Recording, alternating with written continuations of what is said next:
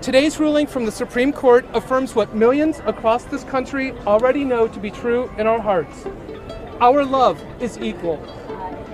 In a season dedicated to examining marriage and moral panics about marriage, it would seem strange not to acknowledge that the institution dramatically changed pretty recently. The voice you just heard was Jim Obergefell, the lead plaintiff in the Obergefell v. Hodges Supreme Court case, which in 2015 made marriage equality the law of the land. The ruling was held up as a huge victory for LGBTQ rights. Today, we can say, in no uncertain terms, that we've made our union a little more perfect. And a sign that attitudes about marriage had undergone a major transformation.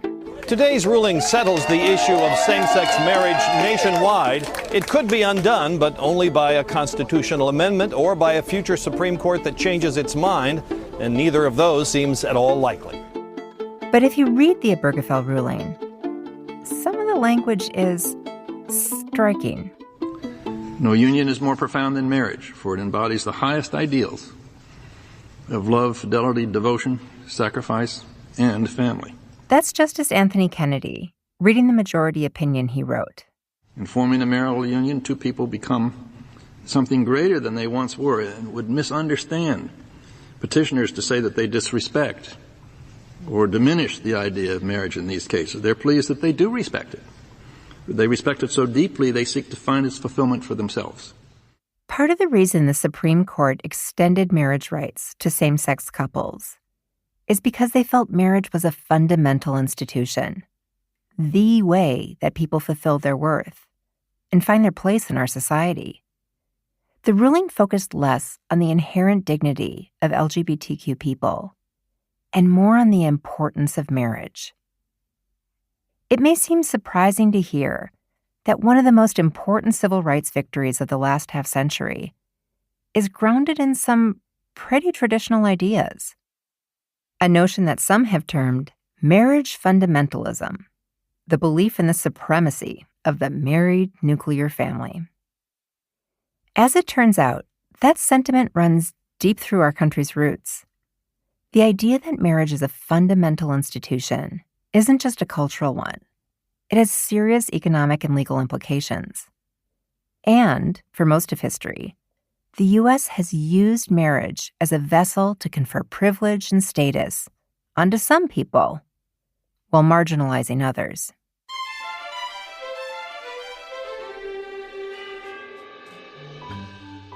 I'm Julie Kohler, and this is White Picket Fence. This veneration of marriage continues to surface today, fueling the marriage panic that we discussed last week, and present-day efforts to make marriage more ubiquitous again, or in some cases, more compulsory. This week, we'll be visiting different historical eras to examine how marriage achieved its exalted status and how it became a tool, one that creates order, defines cultural norms, and maintains hierarchies of inequality. So a question I throw out every semester is, how many federal benefits do you think attach to marriage? This is Marta Zug. She's a professor of law at the University of South Carolina and the author of You'll Do, A History of Marrying for Reasons Other Than Love. And, some kid in the front row will be like, 12. And I'm like, up. Someone else will say 25, more, 50. And then I get tired because this could go on forever. And I tell them, okay, there are more than 1,100 federal benefits alone that attach to marriage. And they're flabbergasted. Many of us are familiar with the big ones: Social Security benefits, cheaper health insurance, tax breaks, the ability to move assets back and forth without issue, just to name a few. A married person can inherit their spouse's property even if their spouse dies without a will. Married people can jointly adopt children and have claims to custody if a marriage ends. We talk about marriage so much as an emotional relationship, right? It's what two people do when they're in love with each other. They decide to take the next step and get married. But marriage is very, very much a legal institution. And It's not private. The government is very involved in your marriage. Think about the countless articles and studies saying married people are happier than single ones. Those differences are by design. It's through marriage that individuals gain access to legal rights, economic benefits, and yes, cultural capital that make life easier. But if we look across the scope of history, we find that marriage wasn't just encouraged or even incentivized. It was the sole container for legal recognition and status. For centuries, if you were anyone other than a white, landowning man, you didn't just miss out on some rights by being unmarried. You hardly had any. For a lot of groups, it's been the primary vehicle for awarding rights, particularly for women. When you think about marriage in the past, women basically had to get married if women wanted to have any rights, any power, any economic stability. It all came through marriage. It was a very risky institution or risky choice because you gave up a lot of rights through marriage as well. Women were under a legal doctrine called coverture, which literally means covered woman, right? So as soon as you got married, your legal identity was covered by your husband's. So any money you did earn belonged to him. Your political identity was his, right? He voted for you. Your children were his. By keeping those rights limited to white landowning men, the government found a way of controlling who had access to certain rights. But that wasn't enough. When the American forefathers encountered people who didn't conform to their vision of marriage, well, that was a threat. In the mid-19th century, U.S. expansion resulted in immense loss for Native people. They were forcibly relocated, confined to reservations, and their established ways of life were completely upended. It's estimated that laws enacted in the 19th century gave over 500 million acres of indigenous land to settlers, authorized over 1,500 attacks on indigenous people, and caused irreparable damage through assimilationist policies. The initial Indian problem was they're on land that we want. How do we get them to move west? Marcia is a professor of family law, but she specializes in federal Indian law and the intersection of marriage and Native families. She has written extensively on the role of marriage in colonialization and the forced assimilation of Native Americans. But once, you've got American settlers from sea to sea, right? There's no more moving west. They're here. We can't get rid of them. So instead, we need to assimilate them, right? They're too different. They're dangerous because they're different. And anytime you have a group of people who are different and seem happy being different, or there are people in your society who maybe want things different, it's a threat. In 1883, the U.S. Secretary of the Interior, Henry Teller, wrote a letter reporting on Native tribes. We're not sure which ones. In it, he compares indigenous family structures to the white Christian nuclear family mold, and not surprisingly, found them lacking. He noted that Native families were often larger in number, with one husband having multiple wives, and that the marriage relation among them was exceedingly lax. Women were able to easily dissolve marriages. I mean, that is petrifying to the U.S. government. This is, again, if they believe that the male-headed nuclear family is the cornerstone of American society and civilization, then we need to protect it. And then you've got these Native American relationships where not only are they not patriarchal, many of them are matrilineal, and the women can, take husbands, discard husbands. It's up to them. It's just, the husbands just aren't that important. The government wanted to combat this perceived threat. To do that, they tried to force conformity to the nuclear family structure. The Dawes Act of 1887, for example, was ostensibly a land act meant to break up tribal lands. But it did so by granting plots, those that indigenous tribes already lived on, to individual people. They'd tell a tribe living communally, All right, this 40 acres will be stewarded by one male head of household. The government also attempted to encourage marriage by awarding rations to individual nuclear families. But the formula they used had some unintended effects. What Teller reported was that Native men, in order to maximize the rations they received, were living with multiple women, what Teller would consider polygamy. So the government had indeed incentivized marriage. They just hadn't specified which kind of marriage. It's a recognition by the U.S. government that attaching economically valuable benefits to marriage can direct behavior. And it's their fear that because they can get more money by having more wives, they are now more inclined to practice polygamy than perhaps they were before. So now the government's kind of caught between a rock and a hard place because they want to incentivize some marriages. Eventually, the government won. And the strategies Teller recommended were not the only ways that Native tribes were forced to conform to a certain idea of marriage. Religious conversion, the forced removal of children from indigenous communities, all played a role. Marriage, in other words, became a tool of colonization. Rooted in a belief in the superiority of white Western culture, the government forced conformity with the structure that it had chosen to order society. This obsession with making sure the right people marry the right way by conferring the certain sort of status upon them calls back to the marriage fundamentalism we spoke about earlier. But if you flip that coin, you don't have to look far to find the U.S. government, the same one forcing marriage on certain groups, excluding others from the institution altogether. When you're enslaved, that's different. And no, you didn't get to get married because that was inconvenient. Only freed people could get married because it infers both legal rights and also a type of status, right? Marriage was how men showed that they, were worthy for political rights and such. So enslaved people couldn't get married in any kind of legal way. From the beginning of colonial history in the U.S., and up until the end of the Civil War, local legislatures denied enslaved people the right to marry.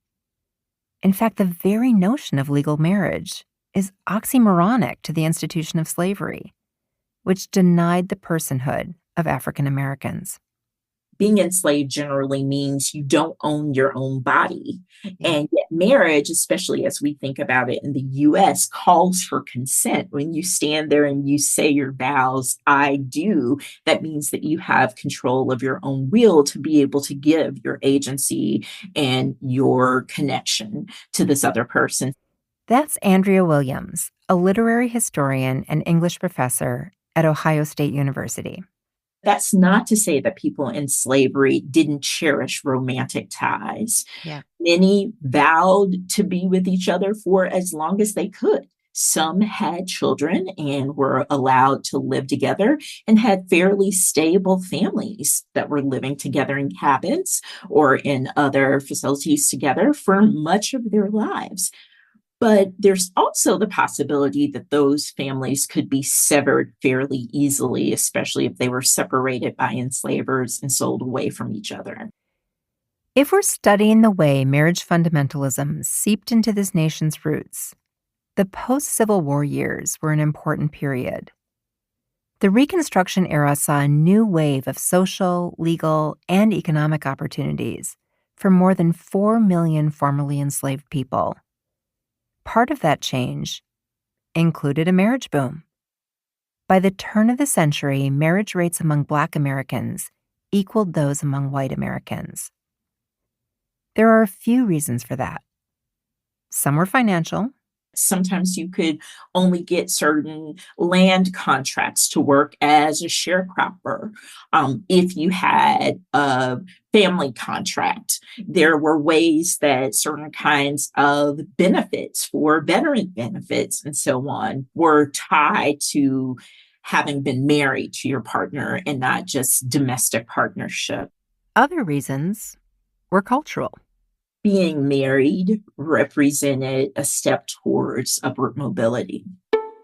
It could mean the combining of resources that actually had some material benefit. But it also represented, just symbolically, that change from Miss to Mrs. was a move in class or in respectability. And that respectability was essential if you wanted to secure other rights. Respectability is this kind of category of adherence to social norms that many African Americans adopted to prove their readiness for civil rights and especially for enfranchisement.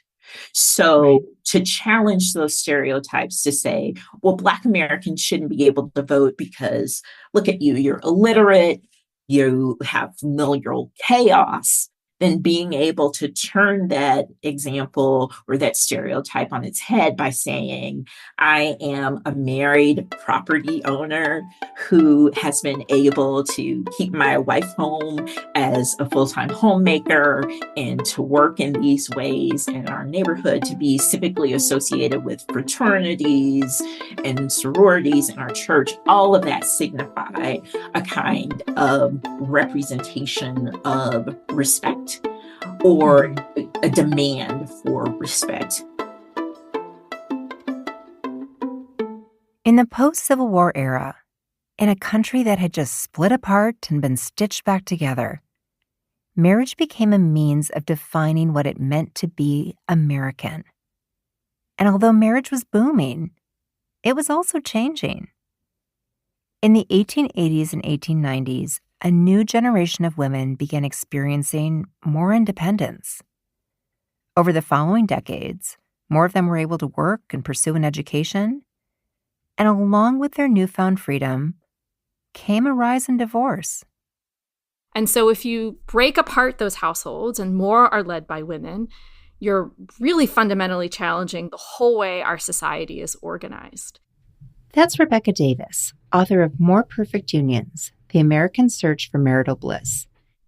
It's as if the whole social fabric falls apart if those marriages aren't intact. And that spills out in terms of, how the law is going to work, how voting is going to work. All those questions sort of spill out from there. And at the same time, the composition of the country was changing. More immigrants from more countries were arriving on our shores. The nation looked different. And the longer settled white majority was unsettled. Faced with the idea that they could become a minority, these folks started exploring strategies for boosting fertility among the right people. Their solution? Marriage. So marriage counseling in the United States sort of appears in the 1920s, really takes off in the 1930s. One of the forefathers of this burgeoning field was a botanist from Southern California named Paul Papineau. So Paul Papineau was a eugenicist. He'd studied date plants and sort of date agriculture, but got interested in human genetics and was part of a network of educated, mostly men, almost all white men, who believed a couple things. They thought that the United States was at risk of racial degeneracy, and that was language that they would have used. They saw premarital and marriage counseling as a way to educate, pressure, encourage the right people, as they saw it, to get married sooner and to have more children. The right people were white and middle class. In 1930, Paul opened the American Institute of Family Relations, an entire facility dedicated to his eugenicist family research. He devised a whole system to get couples together and keep them together. And within a few short years, Paul brought his ideas to the masses through a column he authored in Ladies' Home Journal. For nearly 30 years, readers could hear directly from America's preeminent marital expert what a successful marriage looked like. Each edition had a three-part structure. First, the husband and wife would present their quarrel. Then, an unnamed counselor from the Institute of Family Relations would offer his advice. And finally, the column would ask, can this marriage be saved? The answer was always yes. And it usually involved the wife adjusting her expectations for marriage, her expectations of her husband, in order to recognize that really it was okay and really she could stay there. Popenoe's advice was often to encourage wives to understand that their husbands would be the heads of household. It was often about seeking ways to reduce conflict. So, if a woman presented with sort of complaints about the marriage, how to help her see a way to reassure herself or divert her attention or help her see that, in fact, everything was okay. Wives were told to consider whether it was logical to expect their husbands to devote a large part of his time to entertaining his wife and children.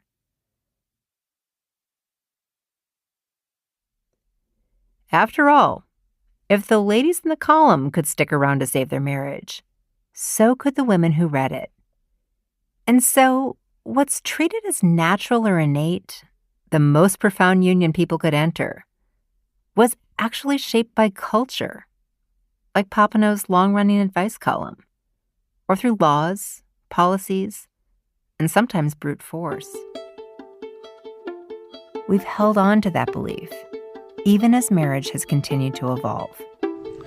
No union is more profound than marriage, for it embodies the highest ideals of love, fidelity, devotion, sacrifice, and family. So let's return to where we started, the passage of marriage equality in 2015. Justice Kennedy's majority opinion cites a brief that actually referenced Rebecca Davis's first book. So as a strong supporter of queer rights, she was thrilled, right? We all winced when we read the opinion because it was not at all the reasons that we thought there should be marriage equality. In that decision, the court calls out the sanctity of marriage and basically says we have to grant this right to all couples regardless of their genders because we know that marriage is fundamental to social order and to people's happiness. 9 years ago, the U.S. government did enable same-sex couples to marry, a huge victory. But in doing so, it once again codified marriage as a normalizing force and solidified it as the way in which we earn rights and privileges, are treated as full people. A lot of the loudest voices for marriage equality were from conservative gay men who were making the case that marriage is a civilizing institution, right? That this would help gay men stop being so quote unquote promiscuous and so on, but also as sort of a wealth building institution, a way to participate in, the social world in a normative way, right? To not be so different, to not be outside the bounds of what's considered typical. Marriage is not, and never has been, a one-size-fits-all. And yet we keep pretending that it is, not acknowledging the immense coercive powers, hard and soft, that went into making it so.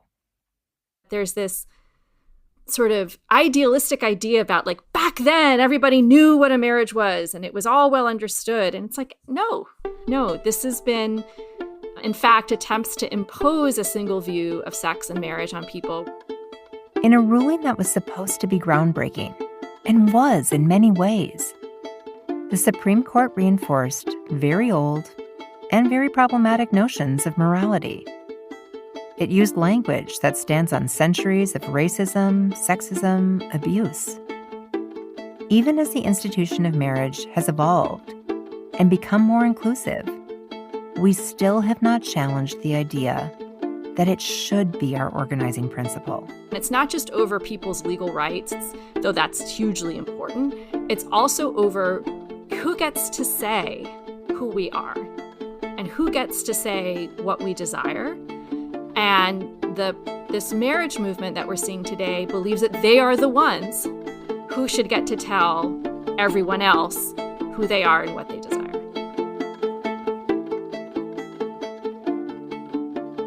Next, we're going further down the marriage fundamentalism rabbit hole and what it can cost a community who can't or won't comply.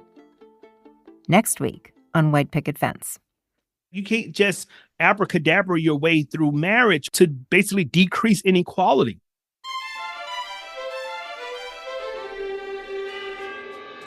White Picket Fence is a Wonder Media Network production. Our producers are Maddie Foley, Carmen Borca Carrillo, Abby Delk, and Lauren Williams. Our editor is Lindsay Cradowell. Executive producer is Jenny Kaplan. Original music by Sean Patel. Special thanks to the Robert Wood Johnson Foundation and the Shared Ascent Fund for their generous support for this season.